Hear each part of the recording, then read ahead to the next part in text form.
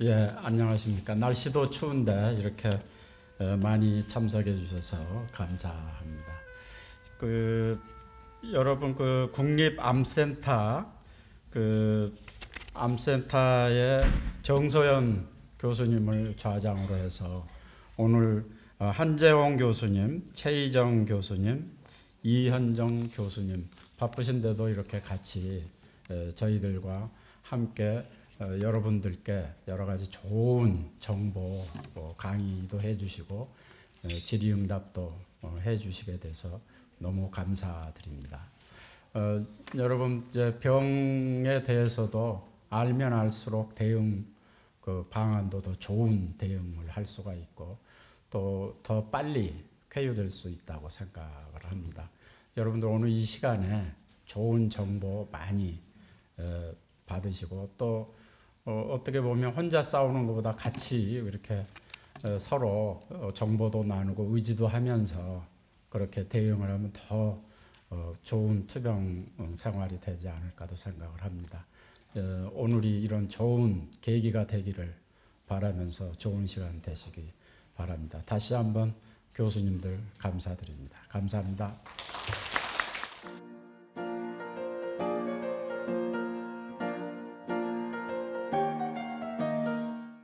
네, 안녕하세요. 저는 국립암센터에서 유방암센터에서 수술하고 있는 정소연이라고 합니다. 만나 뵙게 돼서 반갑습니다. 저희가 19년 말하고 20년 초에 코로나가 터지면서 저희도 이렇게 큰 공개 강좌로 하늘분들을 직접 뵐 수 있는 기회는 저로서는 처음입니다. 그래서 오늘 약간 마음의 감동이 좀 남다르고 또 이제 회장님께서 말씀을 해주셨던 같이 싸운다라는 이야기를 해주셨는데 어제 저녁에 혹시 축구 보셨으면 네 방금 댄스 팀도 여기 계시지 말고 카타르에 보내드렸어야 되지 싶은 생각이 들 정도로 너무 이렇게 열정적이신데 어떻게 보면 환우분들이 유방암과 싸울 때 치료 중에 가족분들 뿐만 아니고 저희 의료진이 같이 해야 이게 비로소 조금 더 순탄하게 우리가 치료를 잘 마치고 또 건강하게 지낼 수 있지 않을까 생각을 해서 저희가 또 같이 이런 공개 강좌를 준비를 했습니다. 무엇보다도 저희 국립암센터 유방암센터 팀에 이런 공개 강좌 자리를 만들어 주신 협회 측에 대단히 감사드립니다. 오늘 시간이 이제 다소 짧게 저희가 강의들을 좀 준비를 했기 때문에 그 내용에서 다 담지 못하는 내용들은 질문으로 또 주시고 제가 이제 이 프로그램을 같이 협회랑 짜면서 일단은 가장 일반적인 내용으로 짰기 때문에 내년에라도 혹시 저희가 또 기회가 주어져서 이런 공개 강좌에 다시 기회가 된다면 진짜 궁금해하신 내용으로 또 여러 선생님들로 강의를 구성을 해서 다시 찾아뵙도록 하겠습니다. 그래서 오늘 모쪼록 유익한 시간 보내시고 또 강의 듣는 중에 질의해 주시면 제가 마무리할 때 저희 선생님들이랑 최대한 성심껏 대답해 드리도록 하겠습니다. 모쪼록 즐거운 시간 보내세요. 감사합니다.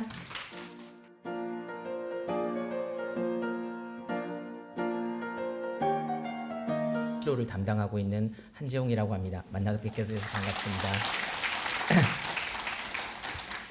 저도 17년부터 19년까지는 여기서나 아니면 길 건너편에서 이제 강의를 했었는데 이제 코로나 때문에 못 하다가 작년에는 이제 온라인으로 강의를 했었고요.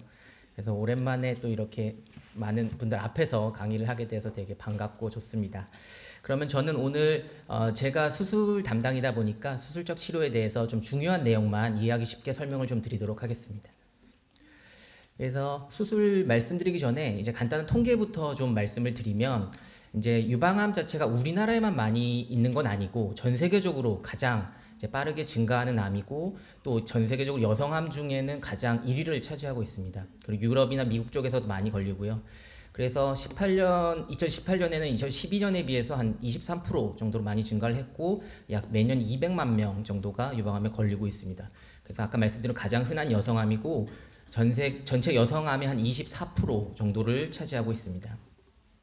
그리고 또 중요한 거는 이 사망률도 되게 높습니다. 한 15% 정도의 사망률을 가지고 있고요. 물론 뒤에 나오겠지만 우리나라는 이거보다 훨씬 낮기는 한데 전 세계적으로는 15% 정도 된다고 보고 있습니다.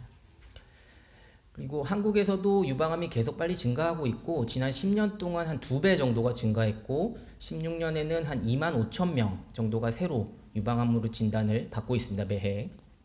그래서 이 숫자는 아시아에서는 가장 높은 발생률을 가지고 있습니다. 그렇지만 다행인 거는 이제 전 세계의 사망률이 한 13%, 아까 말씀드린 15% 정도에 비해서 저희 우리나라 같은 경우는 한 6% 정도로 좀 낮은 편이고요. 그거는 아무래도 우리나라가 검진도 많이 하고 또 병원 접근성이 좋다 보니까 조기에 진단되는 경우가 많고 또 치료가 잘 되고 있기 때문에 비교적 낮은 사망률을 가지게 되었습니다. 그래서 2017년에 보면은 한 2만 2천 명 정도의 치민성 암 환자랑 이제 치민성이라고 하면 이제 1기부터 시작되는 게 치민성이고 1기, 2기, 3기, 4기 그리고 그 전에 이제 영기암, 뭐 제자리암 여러 가지 말로 쓰이는데 상피 내암 환자가 한 4천 명 정도 해서 한 2만 6천 명, 7천 명 정도가 발생을 하고 있고 2002년에 비해서 17년에 비해서 한 4배 이상 증가를 하였습니다. 그리고 주변을 보시면 알겠지만 40대가 가장 많이 호발 연령이고요. 그래서 40대, 50대, 60대가 가장 호발 연령이고 이제 물론 젊은 유방암 환자도 요즘 많이 늘고 있어 30대 정말 드물게 20대, 10대도 있지만 그건 드문 경우고요. 그리고 7, 80 이렇게 나이가 들어서도 또 걸릴 수가 있기 때문에 또 방심을 하면 안 됩니다. 끝까지. 그리고 최근 2010년 이후에는 좀 50대 이상의 좀 고령화 유방암 환자가 점점 늘고 있는 추세고 이거는 좀 서양의 추세를 좀 따라가는 추세입니다.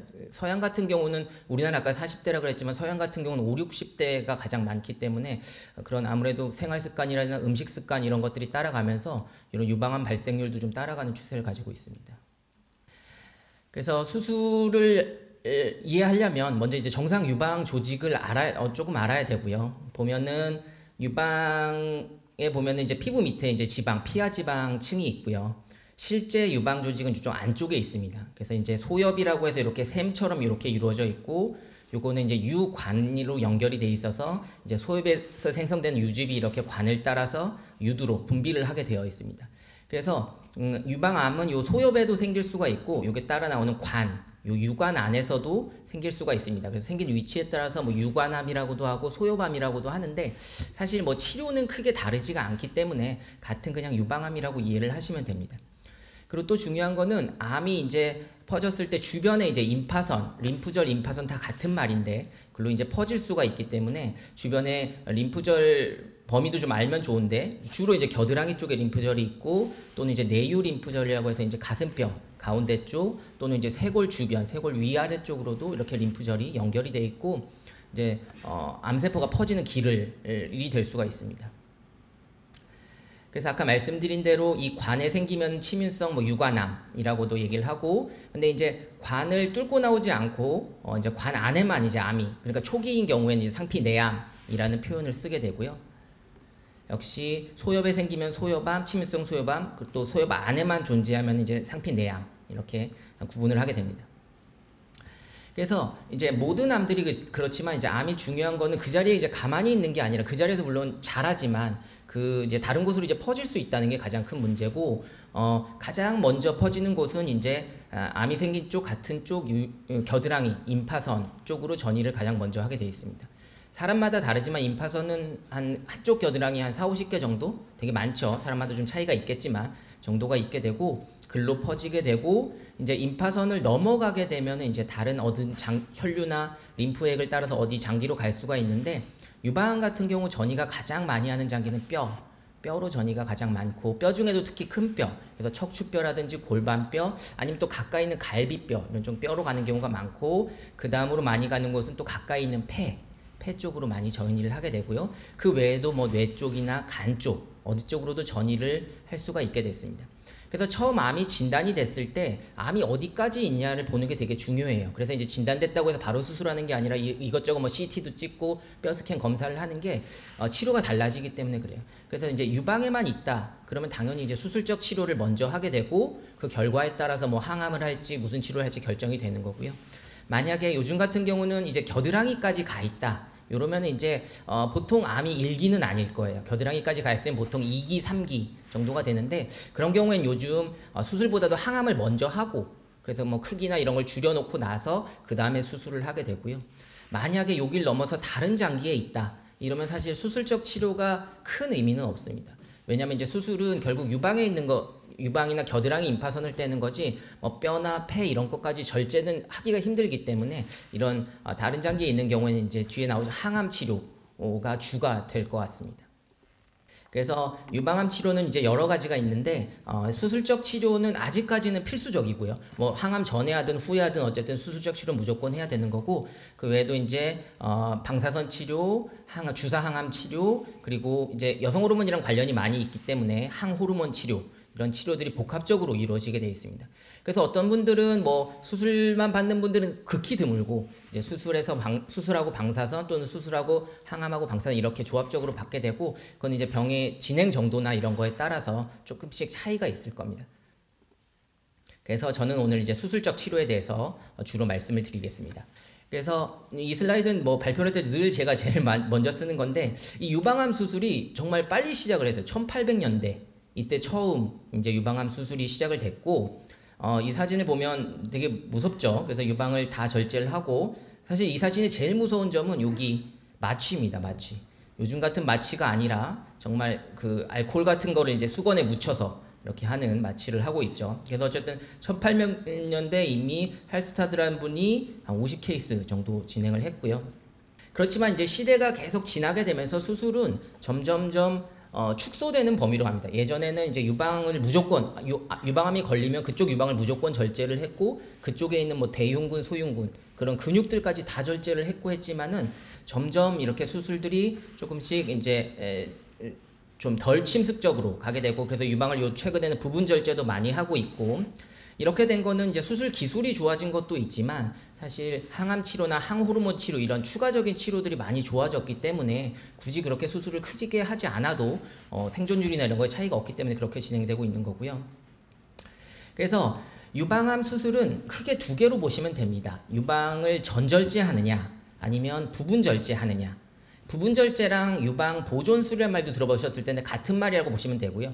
유방을 부분적으로 절제해서 남은 유방을 보존한다는 의미로 보시면 되고, 그래서 유방 전절제를 먼저 말씀드리면 사실 예전에는 대부분 다 전절제를 했어요. 전절제를 하는 게 안전하다고 생각을 했기 때문에 뭐 재발이 낮고 생존율이 높다고 생각을 했기 때문에 전절제를 했지만, 최근에는 이제 검진이나 이런 걸 하면서 암이 되게 작게 발견되는 경우가 되게 많거든요. 그런 경우에 이렇게 굳이 암이 작은데 다 절제를 해야 되느냐 이런 고민을 하게 됐고, 그래서 최근에는 좀 더 부분 절제를 많이 하고 있지만 아직도 어쩔 수 없이 전절제를 하는 경우들은 되게 많아요.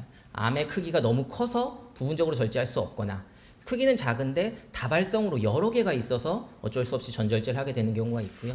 또 그래서 최근에는 이제 커서 전절제를 해야 되는 경우에는 최근에 항암이 좋아져서 항암을 먼저 하고 크기가 줄어들면은 원래 전절제를 했어야 되는데 이제 부분 절제로 바뀌게 되는 경우도 있습니다.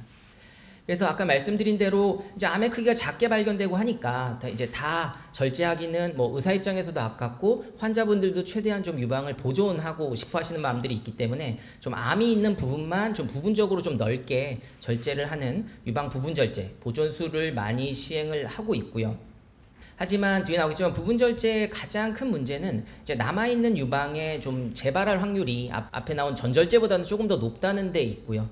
그렇지만 이제 전절제를 한다고 해서 재발률이 0이 되는 건 아닙니다. 아까처럼 이렇게 깨끗이 절제를 했는데도 남아있는 피부나 근육이나 또는 겨드랑이 임파선에 또 재발을 할 수가 있고, 하지만 확실히 부분 절제를 한 경우에는 이렇게 남아있는 유방에 조금 더 재발할 확률이 전절제하는 것보다 높습니다. 그런데도 저희가 할 수가 있는 거는 여기 이 그림을 그려놓은 것처럼 보시면 이건 이제 방사선 치료를 위해서 이제 표식을 해놓은 거고요. 그래서 유방을 부분 절제를 하고 남아있는 유방에다가 방사선을 쐬어주면, 방사선 치료를 하면은 이제 전절제를 한 거랑 똑같은 거의 비슷한 이제 재발률을 가지게 되기 때문에 저희가 안전하게 부분 절제를 할 수가 있습니다. 그래서 그 말은 즉슨 부분 절제를 하면 거의 대부분 환자들은 방사선 치료를 추가적으로 하셔야 됩니다. 그래서 암이 이렇게 하얗게 가운데 있으면 이렇게 좀 더 안전 범위를 두고 이렇게 좀 넓게 절제를 하게 되고요. 근데 이제 부분 절제를 할 때 늘 말씀을 드리는 건, 저희가 수술 동의서를 받을 때도 미리 말씀을 드리는 건데, 저희가 이렇게 넓게 안전하다고 뗐다고 생각을 하는데 수술장 안에서는 그렇게 생각을 하는데 나중에 최종 조직 검사 결과에서 보면 이렇게 암이 다 있거나 이런 경우가 꽤 있거든요. 꽤 있어서 그런 경우에는 이쪽으로 이제 추가 절제를 하는 추가 수술을 받게 되는 경우들도 있습니다. 그렇게 흔한 경우는 아닙니다. 왜냐하면 저희가 수술장 안에서도 동결절편 검사라고 해서 이제 간단히 보는 조직 검사를 봐서 암이 없다는 걸 보고 닫고 나오긴 하지만 그 확률이 좀 한 5에서 10% 정도는 그 결과가 바뀌는 경우가 있습니다. 그래서 아까 말씀드린 대로 이제 부분절제랑 전절제를 비교했을 때 큰 재발률이나 또는 사망률의 차이가 없기 때문에 저희가 가능하면 이제 부분절제가 가능하면 부분절제를 하려고 하고 있고요. 그리고 아까 말씀드린 대로 부분절제를 하고 방사선 치료를 또 해야만 또 이제 재발률이 떨어지게 되어 있습니다. 그래서 이거는 저희 병원에서 이제 수술한 부분절제 사진을 먼저 잠깐 보여드리면은 이렇게 동그랗게 표시한 게 저희가 이제 수술 전날 또는 아침에 이렇게 초음파로 암의 위치를 이렇게 표시를 해줍니다. 그럼 저희가 어떻게 절개선을 넣을지 이렇게 고민을 하게 되고요. 그래서 암을 떼내고 나면 이렇게 빈 공간이 생기죠. 빈 공간이 생기고 이채로 그냥 닫아버리면은 거기가 이제 움푹 꺼져버리기 때문에 모양적으로 많이 좀 안 좋기 때문에 여기 남아있는 주변에 남아있는 유방 조직을 좀 이렇게 모아줘서 꺼지지 않도록 이렇게 만들어주고 이렇게 이쁘게 닫게 됩니다. 그렇지만 확실히 이제 부분절제 같은 경우는 절제하고 나서 뭐 그쪽에다 추가로 넣거나 이렇지가 않기 때문에 확실히 반대쪽 유방이랑은 볼륨이 좀 더 작아지고 모양, 유두 위치나 이런 모양 변화가 어느 정도는 좀 생길 수가 있습니다. 그래서 전반적으로 보면은 한 60에서 70% 환자들, 유방 환자의 60에서 70% 환자들은 부분절제를 하고 있고 아직도 아까 말씀드린 뭐 크기가 크거나 다발성의 경우에 어쩔 수 없이 한 30% 정도는 전절제를 하고 있습니다.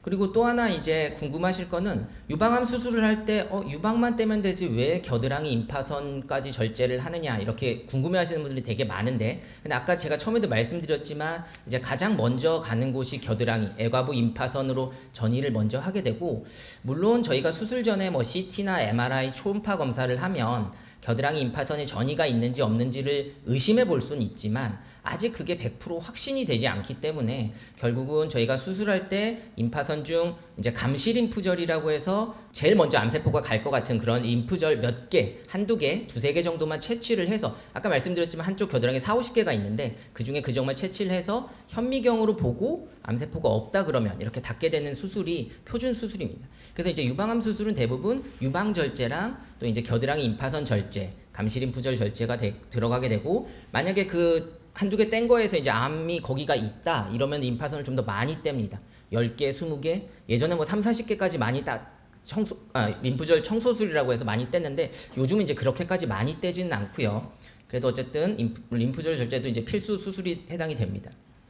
근데 이제 겨드랑이 림프절을 저희가 뗐을 때 가장 여러 가지 이제 부작용들이 있는데 가장 큰 거는 이제 림프 부종이라고 다들 들어보셨을 텐데 이제 수술한 쪽 팔이 이제 붓는 그런 증상이고요. 이건 되게 옛날 사진이라서 되게 많이 부었죠. 많이 부었는데 그리고 뭐 신경 손상이 있으면 이렇게 이 날개뼈가 이렇게 튀어나오는 이런 증상들도 있고요. 근데 이제 요즘은 아까 말씀드린 대로 림프절을 그렇게 많이 절제하지는 않기 때문에 예전보다는 많이 줄어들었지만 그래도 이제 보통은 이제 감시 림프절 한두 개만 떼서 뭐 전이가 없다 그러면은 사실 림프 부종이 올 확률은 그렇게 높지는 않고요. 하지만 이제 암이 세포가 있어서 뭐 10개, 20개 좀 많이 뗀 경우에는 좀 림프 부종의 위험성이 좀 더 높아질 수가 있습니다.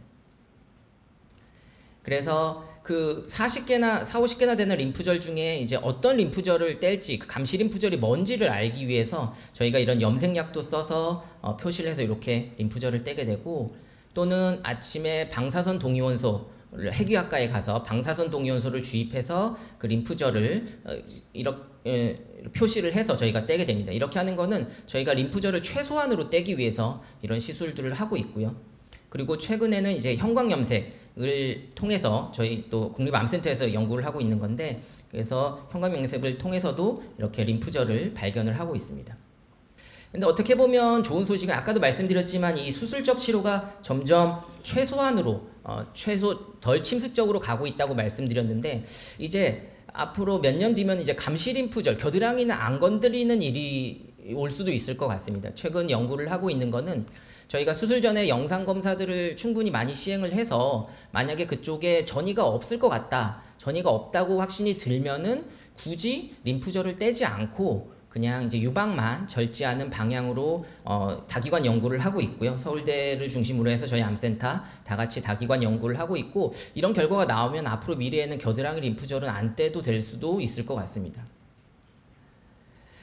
그리고 그 다음에 말씀드린 거는 이제 유방 재건술에 대해서 간단히 말씀드릴 텐데, 일단은 재건술, 유방 재건술은 이제 유방을 부분 절제한 경우에 해당되는 건 아니고요. 아까 말씀드린 유방 전절제를 한 경우에만 해당이 됩니다. 해당이 되고, 뭔가 반대쪽 유방이랑 비슷한 거를 비슷하게 만들어준다 의미의 수술이라고 생각을 하시면 되고, 그래서 한 가지 명심하셔야 될 거는, 이거는 이제 뭐 유방 확대술이나 이런 성형수술, 정말 미용적 목적의 성형수술이랑은 되게 다릅니다. 다르기 때문에 완전히 반대쪽이랑 똑같은 유방이 새로 생긴다 이렇게 생각하시면은 수술하고 나오셔서 많이 좀 실망하시게 되실 수도 있어요.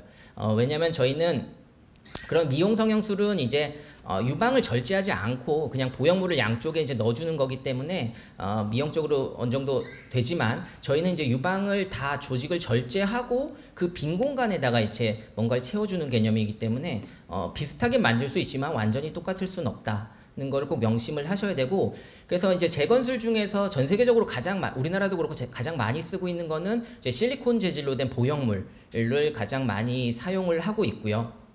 이런 재질의 실리콘 재질의 보형물이 이제 사이즈가 나와 있습니다. 나와 있어서 반대쪽 유방이랑 크기가 비슷하게 모양을 맞춰주게 되는데, 보형물 수술이 비교적 그래도 간단하고 부작용이 비교적 적기 때문에 가장 많이 하고 있는데, 문제는 보형물 같은 경우는 나이가 들수록 이제 보형물 수술한 쪽은 가만히 있는데 이제 반대쪽 유방이 나이가 들면서 처지거나 이러면은 처음에는 비슷했는데 갈수록 이제 모양이 달라지는, 반대쪽이랑 균형이 맞게 되지 않는 그런 부작용도 생길 수가 있고, 그리고 또 보형물이 터지거나 이런 경우에는 이제 교체를 하는 수술을 추가적으로 또 해야 될 수도 있습니다. 그래서 보통 한 10년 정도가 되면 교체를 해야 된다고 얘기는 하지만, 요즘 워낙 좋은 재질들이 많이 나와서 큰 문제가 없으면은 뭐 평생 쓰는데도 큰 문제는 없을 것 같습니다.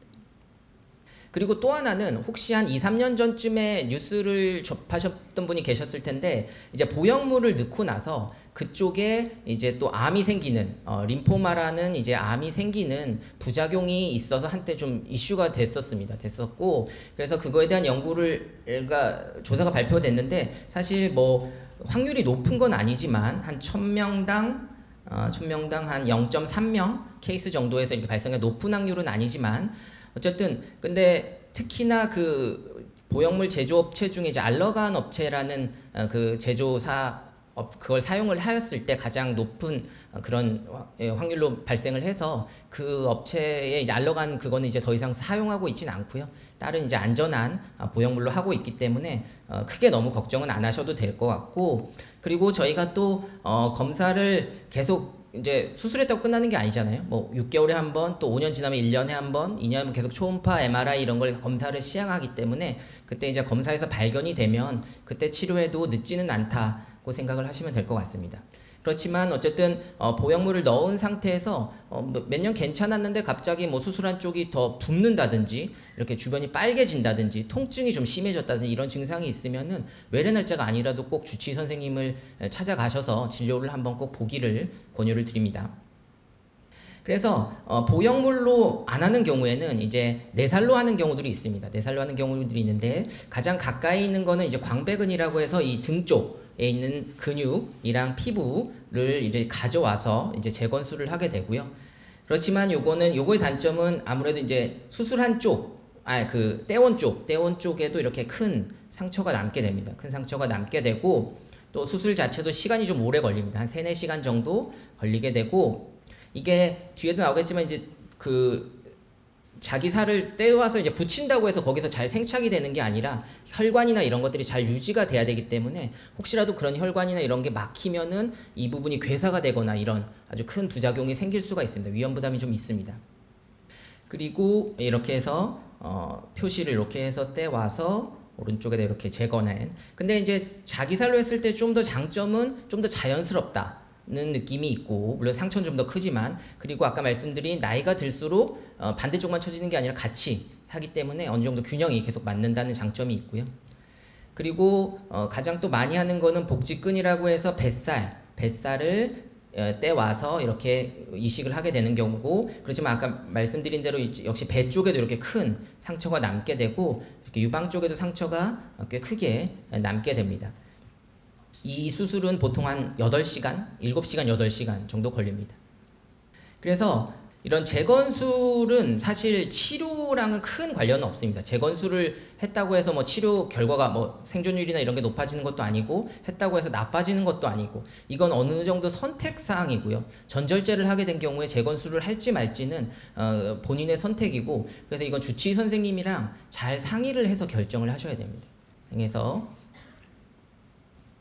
그리고 최근에는 이제 로봇 수술도 무슨 남이든 다 이제 로봇 수술을 많이 하게 되는데, 이제 유방에도 로봇 수술을 많이 하고 이제 막 시작하고 있는데, 로봇 수술의 가장 큰 장점은 이제 상처를 좀 안 보이는 쪽, 겨드랑이 쪽에다 상처를 넣고 이렇게 꽂아서 들어가서 위쪽, 내가 앞에서 정면에서 봤을 때는 이제 상처가 잘 보이지 않는다는 장점이 있지만, 뭐 그런 모양이나 이런 미용적으로는 뭐 이전 수술과는 큰 차이는 없습니다. 근데 로봇 수술 같은 경우는 이제 비용이 워낙 좀 비싸기 때문에 역시 주치의 선생님이랑 잘 상의를 해서 로봇을 할지 말지는 결정을 하셔야 되고요. 그래서 보면은 이렇게 상처가 겨드랑이 쪽에만 이렇게 남게 되는 이점이 있습니다. 그래서 제가 수술적 치료에 대해서 전반적인 내용을 말씀드렸고, 경청해 주셔서 감사합니다.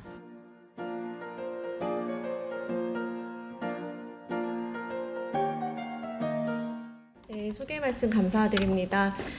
저는 이제 국립암센터에서 주로 약물 치료를 담당하고 있는 종양내과 최희정입니다.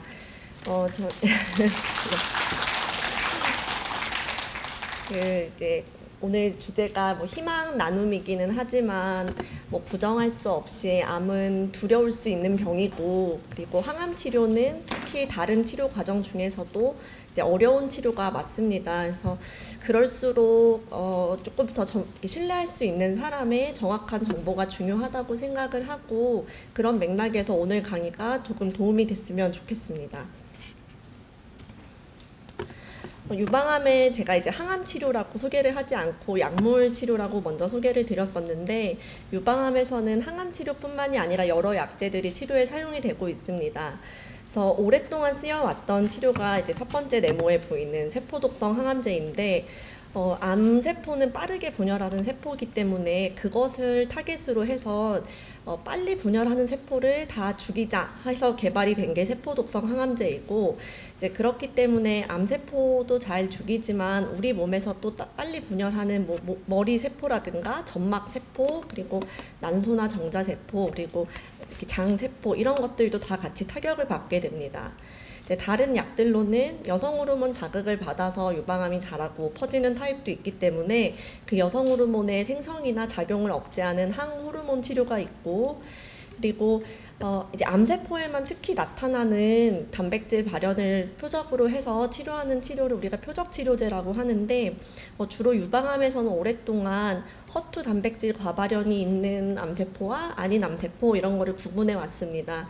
그래서 유방암에서는 허투와 같은 여러 표적 항암제들이 잘 쓰이고 있고, 또 최근에 이제 개발이 된 면역 항암제는 우리가 감기 안 걸리게 하는 그런 면역력하고는 다릅니다. 이제 원래 암세포는 우리 몸의 정상세포가 아니기 때문에 우리 면역 세포들이 암세포를 공격해서 죽일 수 있는 기전을 다 갖고 있는데, 그래서 우리가 모르는 사이에도 암세포 가능성이 있는 애들이 만들어졌다가 우리 면역세포들이 죽여주고 이거를 계속 하고 있는데, 그거를 피하면서 암세포가 자라는 거거든요. 그래서 면역세포가 다시 암세포를 인식하고 공격할 수 있게 그 브레이크를 풀어주는 걸 우리가 면역항암제라고 합니다. 근데 이 중에서 누가 뭐라고 해도 독성은 세포독성 항암제가 가장 심하지만 지금 치료에서 안 쓸 수 없는 약들이기 때문에 계속 쓰고 있는데, 그래서 오늘은 1번 세포독성 항암제의 부작용에 대해서 말씀드리도록 하겠습니다.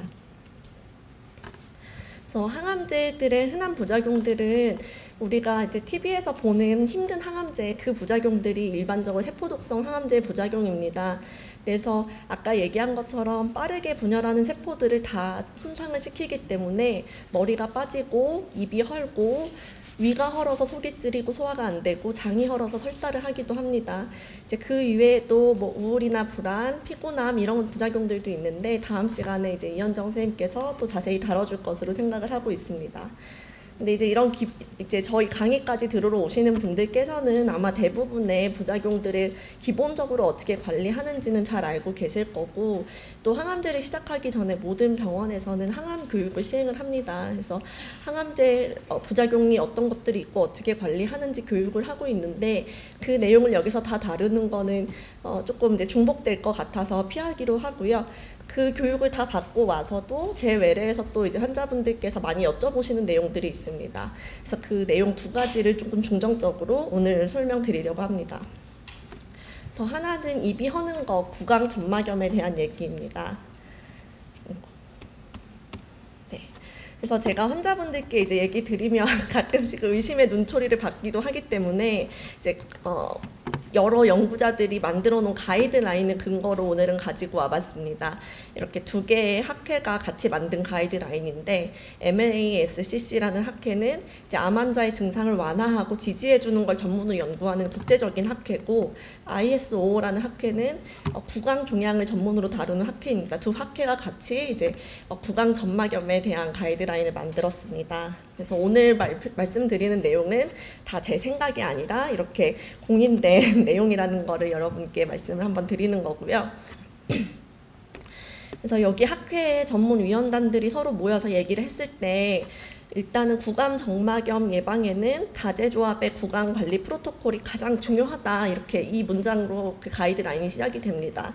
그러면 다제조합 구강 관리 프로토콜이라고 하면 뭔가 되게 특별한 게 있을 것 같은데, 그 다음을 읽어보면 다제조합 구강 관리 프로토콜은 결국은 구강 위생 관리의 중요성이고, 그래서 부드러운 구강 세정제를 쓰고 칫솔과 치실을 사용하는 것이 무엇보다 중요하다는 얘기를 하고 있습니다.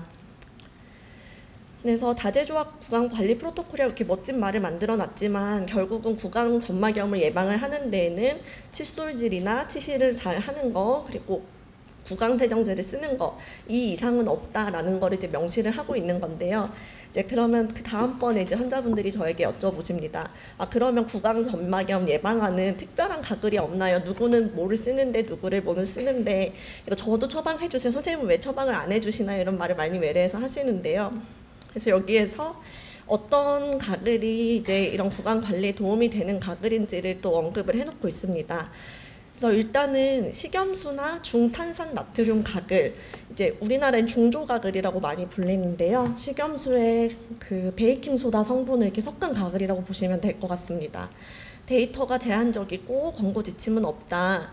하지만 전문가 의견으로 요 식염수나 중조 가글 같은 경우에는 구강 세척을 돕는 불활성 무자극 세정제이기 때문에 구강 위생을 개선하는 데 도움이 될 수 있다고도 판단한다. 전문가들이 근거는 없지만 쓸 수는 있지 않겠냐라고 이제 의견을 모았다, 이런 말입니다. 근데 구강 세척을 돕는 불활성 무자극 세정제는 다른 게 아니라 그냥 물을 얘기하는 겁니다. 불활성이라는 거는 뭐 이제 다른 물질들하고 만나가지고 화학 반응을 일으키지 않는 물질을 이제 불활성 물질이라고 하는데, 대표적인 예가 물입니다. 그래서 물이면 충분한데 식염수나 중조 가글은 물과 비슷하니까 쓸 수 있겠지 않느냐 정도로 제한을 한다는 겁니다. 그리고 이제 헥사 가글로 알려진 클로로헥사딘 가글 같은 경우에는 전문가들이 뭐 괜찮다 아니다가 정도가 아니라 사용하지 말 것을 제한한다고 아예 언급을 하고 있습니다. 그래서 구강 점막염 예방에 헥사 가글은 사용하지 않는 것으로 권고를 하고 있고, 이제 또 하나 유명한 가글이 탄툼 가글이라고 하는데 벤자다민이라는 가글입니다. 이 가글은 사용할 수 있기는 한데 두경부 암 환자가 중간 선량의 방사선 치료를 받을 때나 항암 방사선 동시요법을 받을 때 권고한다. 이외 상황에서는 권고하지 않는다고 되어 있습니다. 근데 이제 환자분들이 제가 이렇게까지 얘기를 드려도 제가 아는 부분들은 땡땡 각을 쓰고 좋아졌다는데요, 이렇게 얘기하시는 분들이 있습니다. 근데 이제 이거에 대한 답은 사실은 두 가지인데, 하나는 좋아질 때가 돼서 좋아지는 겁니다.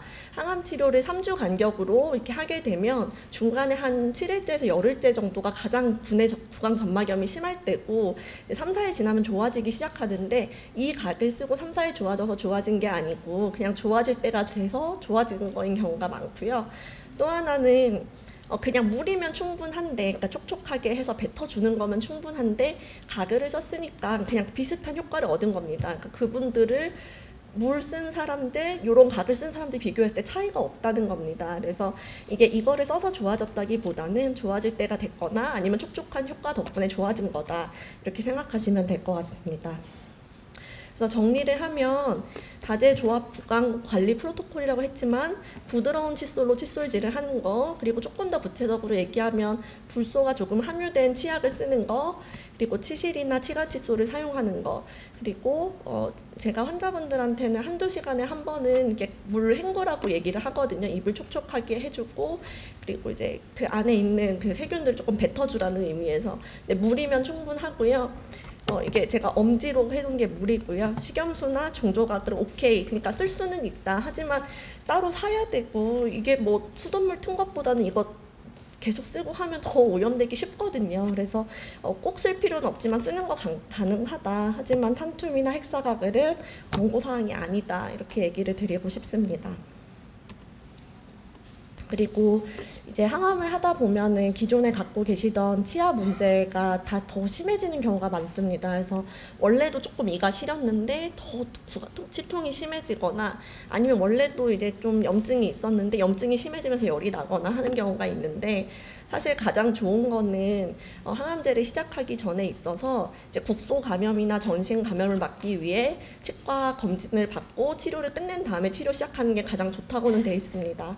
근데 사실은 진단 받고 검사하고 항암하기까지 시간이 되게 많이 걸리는데, 치과 치료까지 마무리 해놓고 뭐 그러면 또 2주, 4주 미뤄지기 때문에 이렇게 다 해놓고 시작할 수 있는 경우가 현실적으로 많지는 않습니다. 하지만 적어도 항암제를 하다가 정말 이를 뽑아야 될 만큼 심한 염증이 있거나 염증 때문에 열이 나거나 이런 경우에는 항암이 좀 미뤄지더라도 치과 치료를 받고 항암 치료를 이어나가는 것을 권고하고 있습니다. 그래서 그만큼 기본 구강 위생 관리가 가장 중요하다고 얘기를 드릴 수 있을 것 같습니다. 그리고 이제 정보력이 워낙 많으시다 보니까 누군가는 입 퍼는 걸 막으려고 입에 얼음을 물고 항암을 한다 해서 아예 이제 제 외래 오실 때도 얼음물 들고 외래 오시는 분들이 계시거든요. 그래서 실제로 사용하는 방법이긴 합니다. 그 얼음을 입에 물고 있거나 아니면 이렇게 개발이 된 기계도 있는데, 이렇게 끼워서 물어서 차갑게 만들면 여기에 있는 모세 혈관들이 수축을 하고, 그리고 그렇게 수축을 했을 때는 온몸에 항암제가 퍼질 때 여기 볼 쪽에는 좀 덜 오게 만들어서 여기 허는 거는 좀 막아주자, 이렇게 쓰는 방법이 있는데, 이거는 단 굉장히 반감기가 짧은 항암제한테만 가능합니다. 우리가 30분 정도 여기 차갑게 해놓고 집에 가서 이제 풀어버리면 결국 몸에 퍼질 텐데, 반감기가 짧은 항암제의 경우에는 뭐 한 20-30분만 버티면 몸에서 다 나가는 항암제다, 그런 경우에만 가능하고요. 유방암 항암제는 해당하지 않습니다. 그래서 일반적으로 쓰는 경우가 그 조혈모 세포 이식받기 전에 컨디셔닝 할 때 고용란 멜팔란을 쓰거나, 아니면은 5FU라는 항암제를 이제 이게 제가 번역을 1회적으로라고 해놨는데 한 번에 팍 주는 용법이 있거든요. 근데 다 유방암에서 쓰이는 용법들은 아닙니다. 그래서 유방암 하시는 분들께서는 이런 경구 냉동 요법을 해서 구강 점막염을 줄일 수 있는 득이 별로 없다라고 생각하시면 될 것 같습니다. 네, 그리고 두 번째로는 이제 TV에서 항암제 하는 분들이 항상 변기를 자꾸 토하는 모습을 봐서 가장 두려움이 큰 이제 울렁거림과 구토 증상에 대해서 말씀을 드리겠습니다. 일단은 항암제가 했을 때 어떤 항암제가 구토가 심하냐는 사실 다 밝혀져 있기는 합니다. 근데 그 중에서 이제 유방암에 가장 많이 쓰이는 AC라는 항암제는 특별한 처치 없이 했을 때 90% 이상이 구토를 하는 고위험 항암제고요. 잘 아실 것 같은데 도세탁셀이라는 약은 저위험군 10% 미만에 속합니다. 그래서 사실은 두 항암제를 할 때 들어가는 항구토제 종류는 완전히 다릅니다. 그래서 정말 옛날에 항구토제가 잘 개발되어 있지 않을 때는 환자분들이 이런 AC 같은 항암제 하면 화장실에 이불 깔고 주무셔야 됐을 정도로, 왜냐면 너무 토를 하니까 방에 갈 수가 없을 정도로 힘드셨는데 요즘은 그렇게까지 구토하는 경우는 보기가 힘듭니다. 그래서 그렇게 도움을 주신 약들을 좀 살펴보면 항암제는 몸에 들어서 왜 구토를 만들까 두 가지 기전이 있습니다. 하나는 항암제가 이제 위장관 세포를 손상을 시키면 거기서 세로토닌이라는 물질이 나오고 이 5-HT3 수용체와 관여를 해서 중뇌를 자극을 하게 됩니다. 또 하나는 직접적으로 항암제가 퍼지면서 이런 중추신경계를 자극을 하게 됩니다. 그래서 이렇게 중심성 신호와 그리고 말초성 신호 두 가지 방법으로 이제 항암제는 울렁거림을 만들게 되는데, 또 하나 관여를 하는 게 이 중뇌한테 명령을 내리는 더 고기능 중추가 있습니다. 우리 되뇌 피질과 변연계라고 하는데요. 그래서 되뇌 피질에서는 여러 자극을 이제 인식하는 곳입니다. 그래서 냄새를 인식하고, 그리고 흔들리는 물체를 인식하고, 소리를 인식하고 하는 게 이제 되뇌 피질이고, 기억이나 감정을 변연계에서 다룹니다.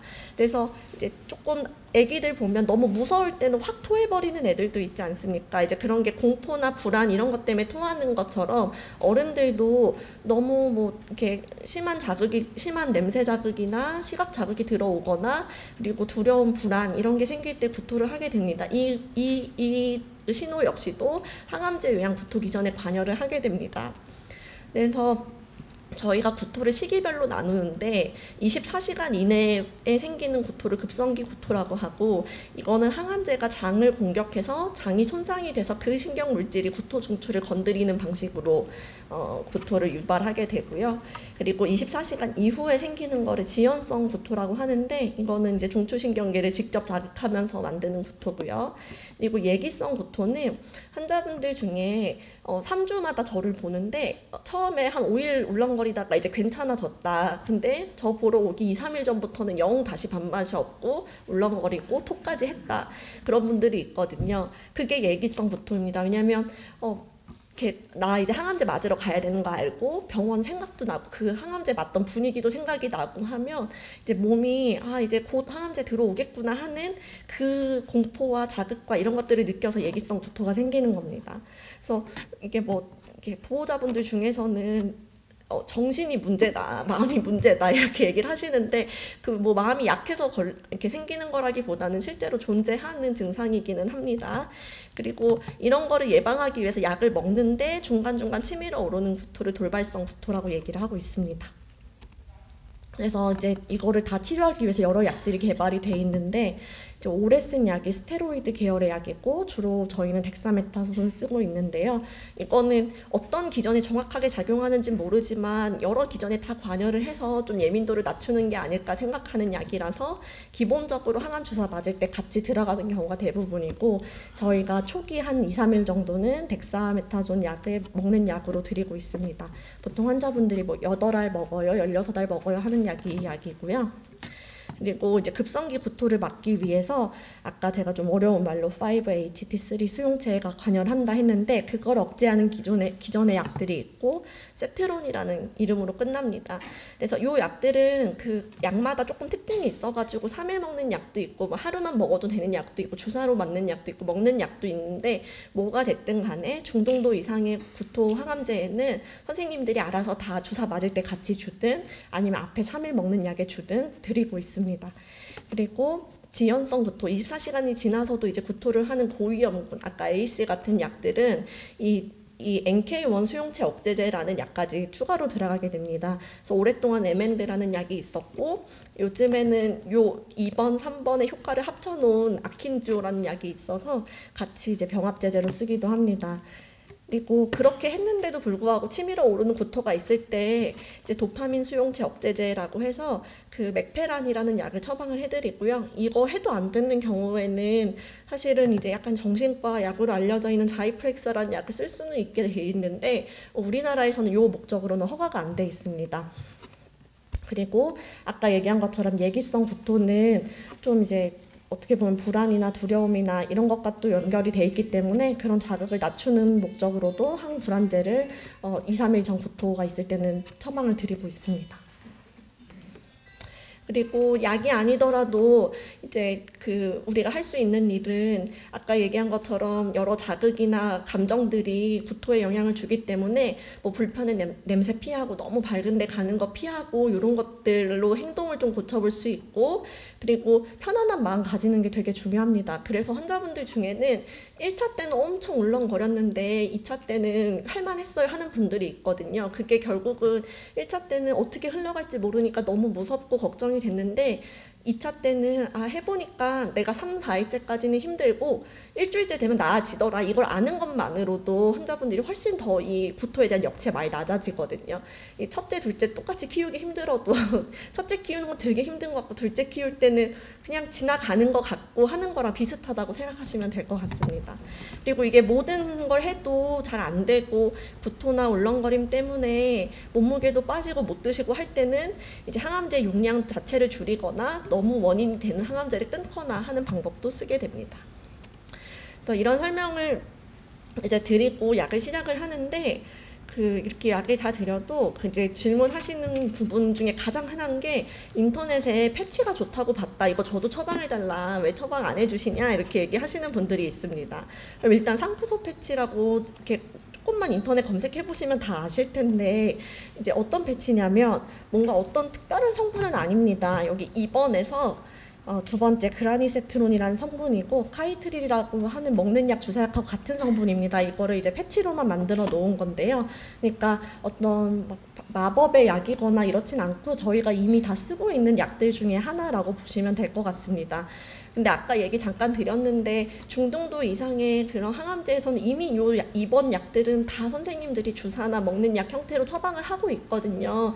그래서 모든 양에는 상한 용량이라는 게 있습니다. 그래서 내가 먹는 약도 하고 패치도 하면 그 상한 용량을 넘게 되는 거고, 그랬을 때는 효과를 더 얻기보다는 부작용을 더 얻게 됩니다. 그래서 이게 이제 상쿠소 패치를 붙이고 이 먹는 약이나 주사약을 끊거나 아니면은 상쿠소 패치를 안 붙이거나 해야 되는데, 이게 너무 무분별하게 마치 이거 붙이고 되게 괜찮다는 사람이 많으니까 유명해지면서 이거 2번 치료를 이미 하고 있는데도 어디서 빌려서 아니면 어디서 처방받아서 상쿠소 패치까지 붙이는 경우들이 있어서 꼭 얘기를 드립니다.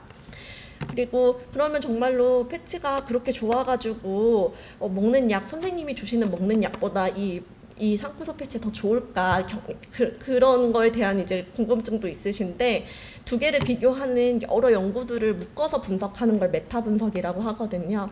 그래서 그 패치랑 경구나 주사 제제를 비교한 여러 연구들을 다 묶어서 분석을 한 결과이고, 그렇게 했을 때 이제 여기를 기준으로 이쪽으로 가면 경구약이 더 좋다, 이쪽으로 가면 패치약이 더 좋다, 이렇게 그래프를 그리게 되는데, 패치가 그 경구보다 더 우월하지는 않습니다. 그래서 선생님들이 그 항구토제가 발달함에 따라서 어떤 항구토제가 조금이라도 더 좋은 게 있으면 그걸로 대체해서 처방해 주기 때문에 이게 이 패치가 내 처방이 안 나왔다고 해서 너무 걱정하실 필요가 없을 것 같고, 이거는 우리나라 건강보험 심사평가원의 공지사항인데, 여기서도 항구토제를 동일 계열 다른 성분 약제를 동시에 투여하거나 투여 경로가 다른 동일 성분 약제를 병용 투여하는 건 바람직하지 않다고까지 명시를 하고 있습니다. 그래서 이게 패치를 그냥 무분별하게 붙이는 건 좀 위험할 수 있다는 얘기를 드리는 거고요. 그러면 어떻게 해야 됩니까? 아니 근데 이제 그래도 또 효과 있다는 옆집 친구도 있던데 그럼 그분은 뭐냐, 이제 이런 얘기도 하시거든요. 그러면 다시 기본으로 돌아와서 설명을 해드립니다. 이게 불안이나 안심, 이것도 되게 울렁거림에 영향을 주기 때문에 내가 패치를 붙였어, 그럼 이제 좋아지겠지 하는 그 희망, 편안한 마음 자체가 구토를 일단 낮춥니다. 우리 흔히 플라시보 효과라고 하잖아요. 그리고 그렇기 때문에 옆 사람이 해서 좋았다, 이거는 이렇게 막 근거가 되지 못합니다.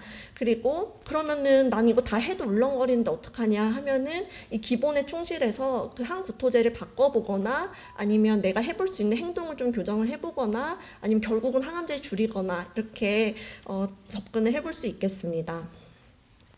그래서 오늘 얘기 드린 것들을 이제 요약을 해놓은 거고요. 그래서 이게 구강 점막염도 그렇고 구토와 울렁거림도 그렇고 참 기본이 중요합니다. 근데 기본은 항상 어렵습니다. 우리 이제 뭐 체중을 뺄 때도 사실 운동 많이 하고 적게 먹어야 된다는 그 정도를 모두가 알면서도 그게 쉽지가 않으니까 옆집 사람이 뭐 무슨 다이어트 비법을 썼다 그러면 나도 따라해보고 인터넷에 이거 먹으면 살 빠진다 그러면 나도 사보고 이제 그런 게 사람 마음인데 뭐 암 환자분들은 또 오죽할까요? 근데 항상 사실 기본이 중요하고 기본이 그 가장 효과적이고 안전합니다. 그래서 그거를 꼭 마음에 새기셨으면 좋겠고 그 암 환자분들이 간절한 마음을 이용해서 물건을 팔려는 사람들도 너무 많고 그리고 이제 걱정하거나 애정하는 마음에 이렇게 정보를 준다고 준 건데 부정확한 정보인 경우도 많고 그리고 옆 사람이 이거 내가 해보니까 진짜 좋다 해가지고 권고해줬는데 그것도 그렇지 않은 경우가 많거든요.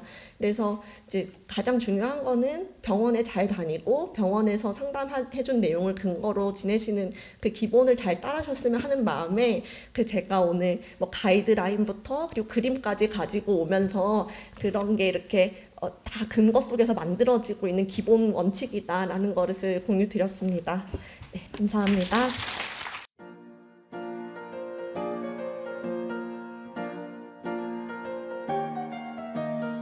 안녕하세요. 네, 소개받은 이현정입니다. 디스트레스라고 많이 들어보셨을까요? 한 번도 못 들어봤다. 네, 어떤 거냐면 이제 암 환자가 겪는 모든 정신적 고통을 디스트레스라고 명명을 하고 이게 암 환자분들이 치료해야 될 증상 중에 하나다라고 해서 만들어진 말입니다.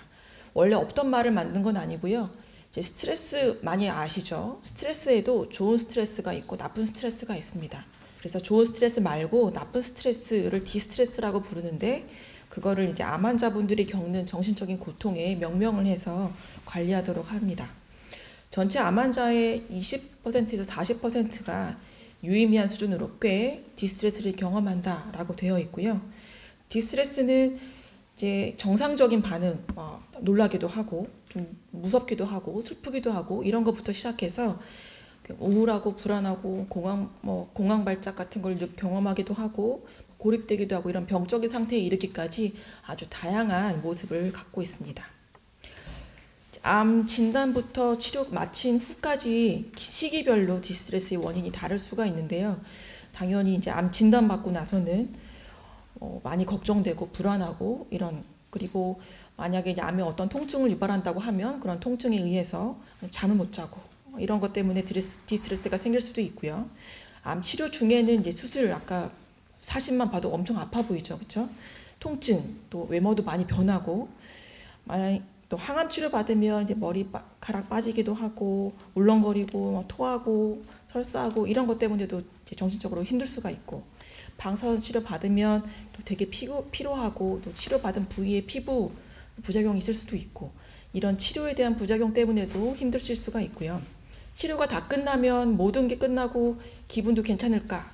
생각만큼 또 아닌 경우들도 있으세요. 치료가 끝나면 혹시 이게 재발하면 어떡하나 이런 걱정이 있으신 경우도 많고 그동안 치료받느라고 일을 못했었는데 다시 일을 해야 되는데 어떡하지? 이런 것도 있을 수가 있고 또 항암 치료가 장기적으로 부작용이 있는 경우에 이런 걸 관리해야 되는 것 때문에도 디스트레스가 생길 수가 있습니다. 또 개인적인 차원에서 살펴보면 신체 증상, 항암 치료를 받았더니 예전만큼 기억이 안 되거나 좀 머릿속에 안 깨낀 것 같다거나 이런 거 말씀하시는 경우들도 있고 또 성기능 문제가 생긴다거나 뭘 해도 피곤하고 아무리 쉬어도 피로가 해결되지가 않고 또 아프거나 뭔가 좀 숨도 좀 찬 것 같고 손발저림 이런 거 생기는 경우도 있고 이런 것들이 잘 조절이 안 되면 당연히 정신적으로 힘들겠죠. 그리고 유방암 수술 받으시고 나면 이제 외모가 변하잖아요. 유방이 변하는데 이런 것 때문에 또 자신감이 좀 떨어지거나 위축되거나 등등 있을 수가 있고 예전에 나는 건강만큼은 자신이 있었다 이랬는데 이제 암 진단 받거나 이러면 뭔가 환자라는 뭔가 타이틀이 생긴 것 같거나 암 환자라는 정체성인 건가 이런 것 때문에도 자존감, 정체성 이런 것들이 이제 많이 힘들어 하십니다. 또 가족이랑 대인관계에서도 많은 문제를 일으킬 수가 있어요. 유방암 경험은 본인뿐만 아니라 부부관계 또 가족관계에서도 큰 이벤트가 될 수가 있는데요. 기존의 부부 역할이나 가족 역할에 이제 변화가 올 수가 있습니다. 기존에 원래 좀 갈등이 있었는데 간신히 버티고 있던 가정은 이제 암이라는 큰 사건을 통해서 또 갈등이 더 커지는 경우들이 있을 수가 있고, 기존에 문제가 별로 없었는데 이런 암이라는 이벤트를 겪으면서 또 새로운 갈등이 생길 수도 있습니다. 특히 이제 유방암 환자분들이 여성이 많잖아요. 그럼 남편분이 전에 안 하던 가정에서 역할이 생기는 경우들도 있으시죠.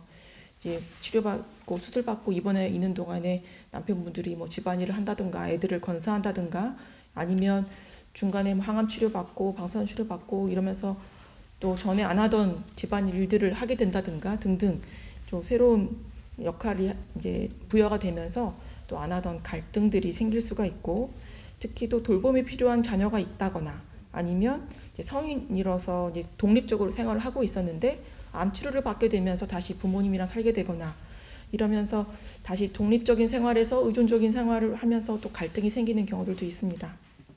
사회적으로는 직장을 그만두었거나 아니면 좀 휴직하였다거나 이럴 때 치료 끝나고 나서 다시 직장으로 어떻게 복귀할 것인가 이런 거에 대해서 고민이 생길 수도 있고, 또 아니면 이제 경제적으로 빠듯하게 살고 있었다가 치료를 받으면서 경제적인 문제가 생기거나 이럴 수도 있고요. 또 주변이나 아니면 본인이 스스로에게 거는 기대가 치료가 끝나고 나서 실제 나의 상태와 좀 갭이 클 때 또 디스트레스가 있을 수가 있습니다. 의료 관련해서는 어찌할 바를 모를 때 불안이 커집니다. 뭐 앞으로 어떻게 될 건가 모르고, 아까 오심구토 같은 경우에도 처음에는 어떻게 지내질지 몰라서 많이 불안했지만 이렇게 하니까 내가 이 정도에서 살만하겠구나를 알면 또 많이 편해진다고 하시잖아요. 이것도 일종의 정보인데요. 암이나 암 관리에 대한 정보가 부족할 때 불안이 많이 심해지고 이것 때문에 스트레스가 커질 수가 있습니다. 암 치료가 끝났다고 해서 다 끝난 게 아니잖아요. 6개월에 한 번 아니면 1년에 한 번 이렇게 검사 앞두고 또 부담이 많이 되시죠. 검사 결과 이번에 어떻게 나올 건가 이런 것 때문에도 스트레스를 많이 받으십니다. 그러면 어떤 증상이 있을 건가 보시면 걱정되고 두려움, 불안, 초조, 심해지면 죽을 것 같은 공포 느끼실 수도 있고요. 숨쉬기 답답하거나 뭔가 좀 안절부절 좀 왔다 갔다 하게 되고 편하게 쉬지 못하고 우울하거나 절망감, 뭐 의욕 저하 이런 거 있을 수도 있고요. 쉽게 짜증내거나 화내거나 이러시는 경우도 있습니다. 불면증 이런 거 생길 수도 있고요. 좀 비관적으로 생각하게 될 수도 있고, 사람들이랑 자꾸 트러블 생기거나 또 자꾸 트러블 생기니까 혼자 고립되어서 지내시는 경우도 생길 수가 있고, 심하면 이제 죽고 싶다 이런 생각까지 이를 수가 있습니다. 또 스트레스가 심하고 우울하거나 불안하거나 이런 게 심해지면 식욕도 좀 떨어질 수가 있고요. 아니면 너무 먹기도 하고, 또 스스로 내가 쓸모가 없다 이렇게 느끼실 수도 있고, 죽음에 대해서 고민하거나 두려움을 느끼실 수도 있습니다. 그래서 디스트레스가 심하면 정신적인 고통이 또 신체적인 증상에 영향을 줄 수가 있습니다. 그래서 신체적인 고통이 더 커질 수가 있고요. 또 치료 이후에 건강 관리를 하는 데 있어서 부정적인 영향을 줄 수가 있고, 예를 들어서 이제 우울증이 심하다 그러면 이제 유방암 치료하시고 나서 타모시펜 이런 항호르몬제 매일 챙겨 드셔야 되는데 만사 귀찮아져서 잘 안 챙겨 먹게 된다거나 이러면 유방암 재발이 높아지거나 이럴 수가 있겠죠. 또 삶의 질에 부정적인 영향을 당연히 줄 수가 있고, 또 가족이라든가 의료진도 디스트레스가 심한 환자분들을 어떻게 내가 도와줄 수 있을까 또 스트레스를 많이 또 받으셔요. 그래서 관계가 좀 어려워지는 경우가 생길 수도 있습니다. 그래서 적극적인 디스트레스 관리가 필요하다. 근데 어떻게 관리할까? 일단 잘 모르면 불안해질 수가 있으니까요. 정확한 정보를 얻는 게 필요합니다. 이게 카더라라는 거 말고 이제 공인된 정보를 얻는 게 필요하고요. 국가암정보센터 홈페이지에 보면 정보가 굉장히 많은데 잘 모르시더라고요. 그런데 찾아보시는 게 좋고, 아니면 진료 보시는 의료진 선생님들한테 물어보는 게 제일 정확합니다. 그리고 이제 여건에 맞는 활동, 그래서 이제 치료를 시작하시면 이런 분들 계세요. 모든 활동을 중지하고 내가 치료에만 전념하겠다. 그래서 하던 거 다 관두고 치료에만 올인.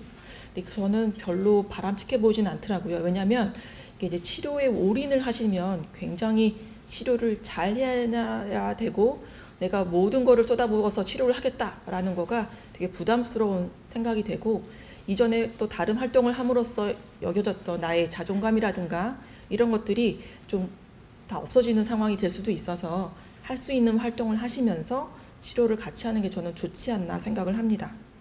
그래서 일상생활에서 활동이랑 휴식 또 균형을 잡으시는 게 필요하고요. 항암 치료하고서 너무 힘든데 또 무리해서도 하시는 경우들이 있으시거든요. 그럴 때는 적당히 또 도움을 요청하고 이런 게 필요할 수가 있겠고, 본인이 겪으시는 감정을 이전에 막 전혀 표현하지 않던 사람인데 내가 이제 와서 표현하는 것도 너무 어렵다 하시는 분들 계세요. 근데 이것도 해봐야, 연습을 해봐야 늡니다. 내가 힘들다는 얘기도 좀 해보는 것들을 경험하시고, 주위에서도 다 도와주고 싶은 마음이 있는데 뭐가 힘들어 하시는지 구체적으로 몰라서 못 도와주는 경우들이 있으시거든요. 그래서 내가 이런 것들이 힘들다 또 얘기하는 것도 필요하고, 내가 뭐가 힘든가 살펴보는 것도 필요합니다. 적극적으로 또 많이들 옆에서 좋은 마음 먹어야지, 긍정적으로 생각해, 이렇게 얘기를 하시는데, 이거를 또 내가 긍정적으로 생각해야 되는데 왜 안 되지라고 비난하지 않으셨으면 좋겠어요. 이게 또 긍정적인 마음을 겪어야 된다는 거를 또 부담으로 느끼셔서 나 이것도 못하나 막 이러시거든요. 내가 힘들면 힘든 마음이라는 거를 바라보고 힘들다라는 거를 그냥 알아주고 하는 것만으로도 좋아질 수가 있습니다. 이거 내가 지금 당장 긍정적으로 생각이 안 되는데 어쩌겠어요, 그렇죠? 그리고 심신을 안정시키는데 본인만의 또 어떤 방법이 있는 경우들이 있으세요. 난 이거 하면 마음이 편해지더라, 남들이 뭐 하니까 좋더라라는 게 꼭 나한테 맞지 않을 수도 있어요. 나는 뭐 뜨개질하면 기분이 좋더라, 편해지더라, 이런 걸 수도 있고, 나는 춤을 춰야 좀 낫더라, 이럴 수도 있고. 그래서 나만의 방법, 이제 여기는 복식호흡, 요가, 명상 이런 거 적어놨는데요. 이런 것들이 좀 릴렉스 시킬 수 있는 방법들이거든요. 그리고 이제 사소한 거라도 전에 내가 뭐 하면 재미가 있었더라, 뭐 하면 즐거웠더라, 이런 것들을 좀 떠올려서 그런 것들을 좀 계속 하시는 게 도움이 될 수가 있고, 이제 암 치료 받으시면서 모든 연락을 끊고 아예 살던 데서도 이사해서 나를 아무도 모르는 곳으로 그냥 옮기시는 경우들도 제가 봤는데요. 너무 위축되지 마시고 대인관계를 그래도 유지를 하시는 것이 고립되지 않고 도움도 받으실 수 있다고 생각을 합니다. 카페인이라든가 술이라든가 이제 담배라든가 이런 것들은 당연히 건강에 안 좋고 좀 초조하게 만들고 이럴 수도 있으니까 피하시는 게 좋고, 아까 신체 증상들이 계속되면 디스트레스 받을 수 있다고 말씀을 드렸잖아요. 그래서 통증이라든가 피로라든가 이런 것들 관리하시는 게 필요합니다. 이제 앞서 말씀드렸던 이런 10가지 이제 다 내가 해봤는데 잘 안 되더라, 그러면 전문가 도움 받으시는 게 필요할 수가 있습니다. 이제 앞으로는 간단하게 증상별로 어떻게 관리하는 게 좋을까 말씀드리려고 해요. 암 환자분들이 잘 못 주무시는 경우들이 많은데요. 불면을 유발하는 것들이 여러 가지가 있습니다. 아프면 못 자겠죠, 그렇죠? 통증 때문에 못 주무시는 분들이 아픈 것도 모르게 자게 만드는 거는 저는 바람직하지 않다고 생각해요. 잘만 해야 자는 거니까요.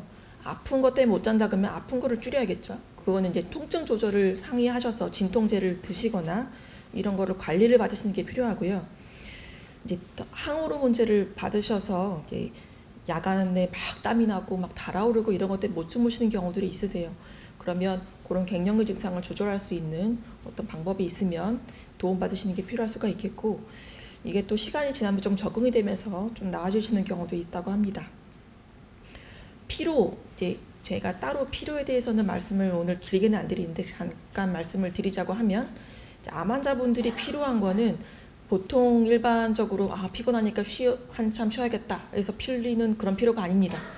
그래서 그냥 푹 쉰다고 해서 피로가 풀리는 게 아니고 쉬면 쉴수록 피곤하실 거예요.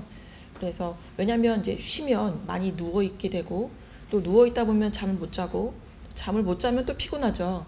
그럼 더 쉬고 악순환이 될 수가 있거든요. 그래서 그럴 때는 좀 활동하시는 게 도움이 될 수가 있으세요. 그래서 조금 뭐 30분 걷는다든지 내가 어느 정도 체력이 되느냐에 따라서, 만약에 30분 걸어왔더니 몇 시간 뻗어 있더라 이러면 좀 과하신 거예요. 더 줄여서 할만할 정도로 운동해서 내가 되는 만큼 조금 늘려가면서 활동을 하면 기분도 좀 나을 수가 있고요. 운동하시니까 잠도 좀 더 올 수가 있고요. 그러면서 피로감도 좀 해결될 수가 있습니다. 그리고 아까 말씀하셨던 이제 스테로이드라든가 항암제라든가 이런 것들이 또 잠을 못 오게 하는 경우들이 있으세요. 이럴 때는 또 그때만 좀 약으로 도움을 드리거나 이럴 수가 있고요. 또 이 암이랑 상관없이 이 기존에 수면 장애가 있는 경우들, 하지불안 증후군이라든가 코골이가 심해서 수면 무호흡증이 있다든가 아니면 뭐 렘수면 장애라고 해서 꿈꾸는 대로 뭐 손짓발짓을 하면서 못 주무신다거나 이런 경우에는 또 이거의 치료가 필요합니다.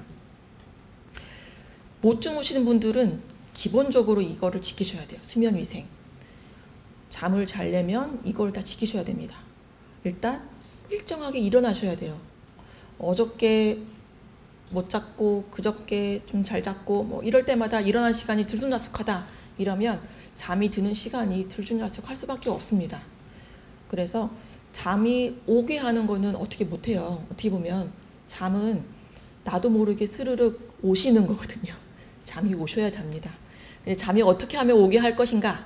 이거는 내가 일찍 일정한 시간에 일어나서 어느 정도 많이 깨어 있어야 잠이 오는 겁니다.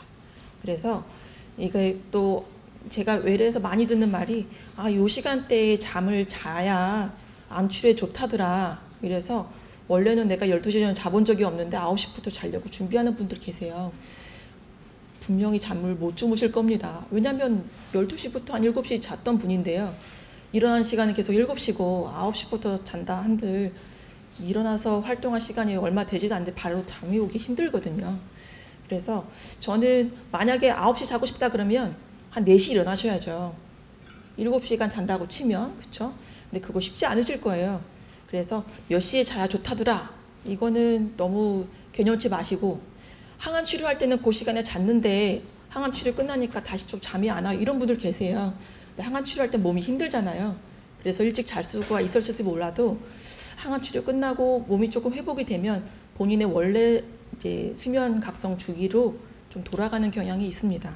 그래서 내가 원래 좀 올빼미형이었다. 그러면 그 시간대쯤에 다시 잠이 올 거고요.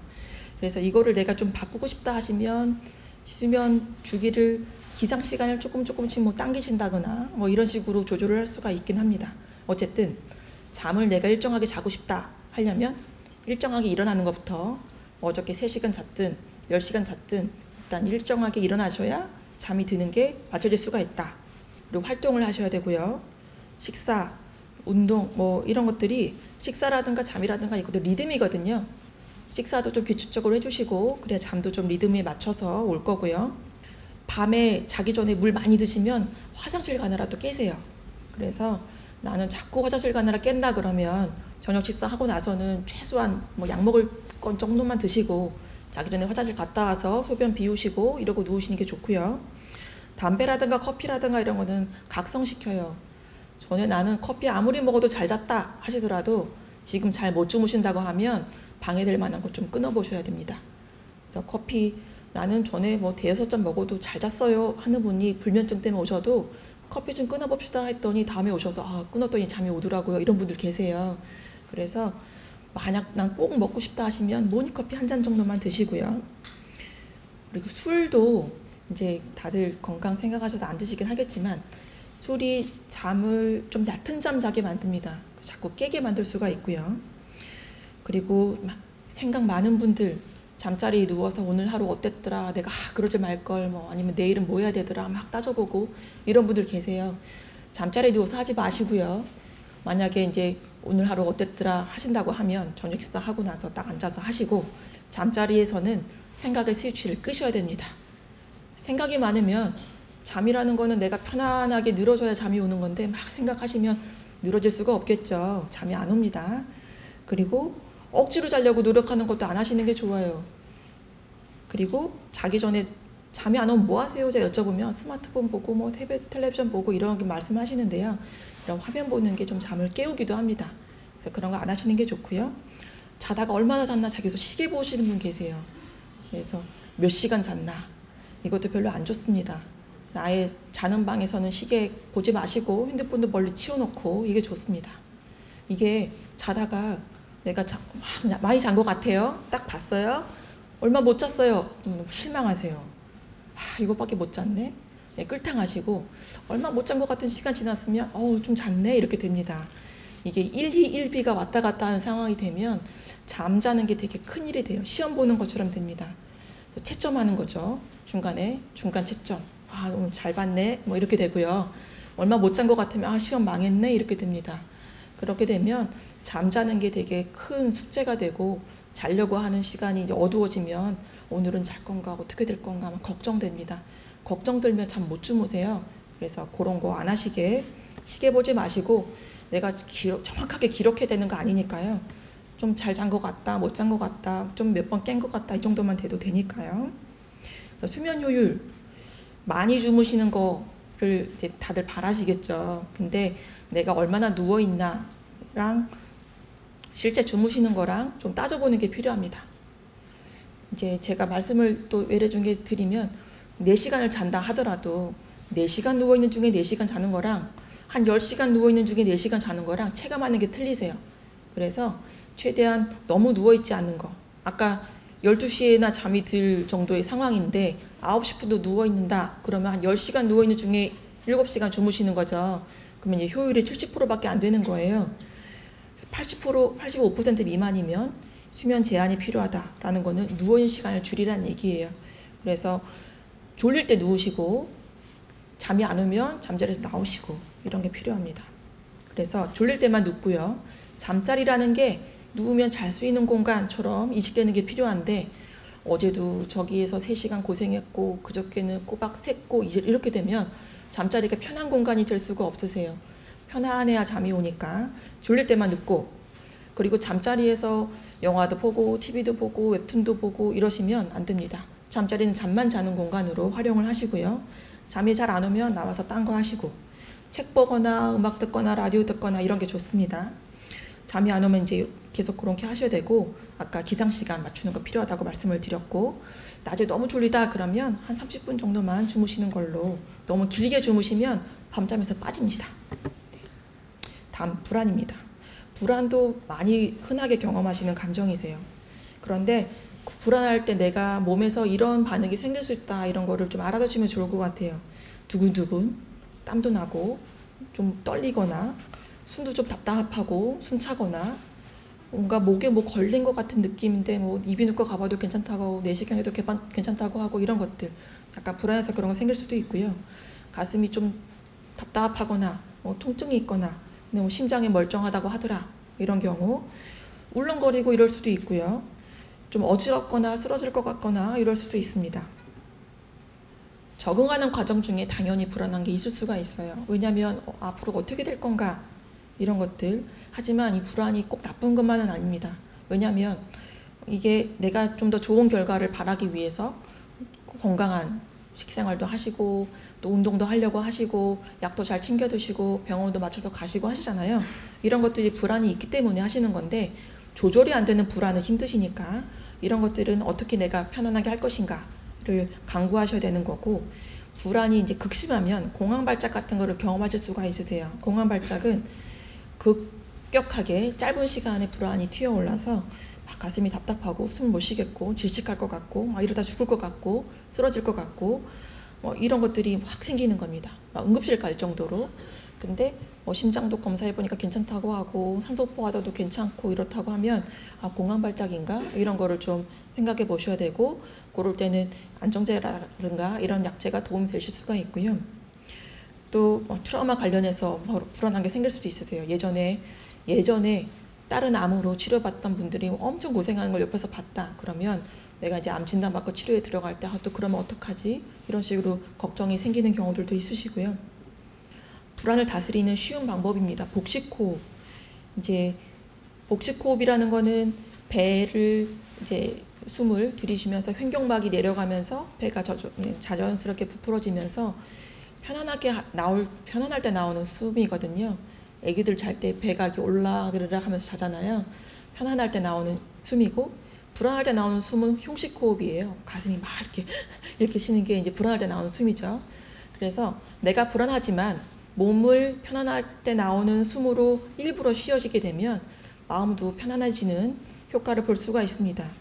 그래서 이렇게 불안할 때 10분에서 20분 정도 매일 좀 도 닦듯이 저는 하시라고 말씀을 드려요. 수련하듯이. 그러면 불안의 톤이 조금 다운될 수가 있으시고 편안하게 될 수가 있습니다.